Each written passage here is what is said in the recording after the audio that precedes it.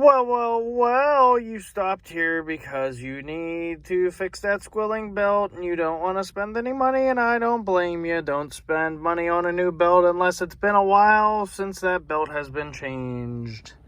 All you gotta do, come over here, turn at the accessory, I'd say 5 to 10 seconds, maybe less. Try it, try a few different ways and see what doesn't make it squeal.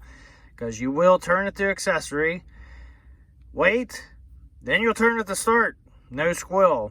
Almost guaranteed if you shut it off immediately after, and then you have a squeaky belt before, and you turn it all the way from here right to start, it will squeal again. Then you can shut it back off, turn it to accessory, like I said, 5-10 seconds again, and turn it to start.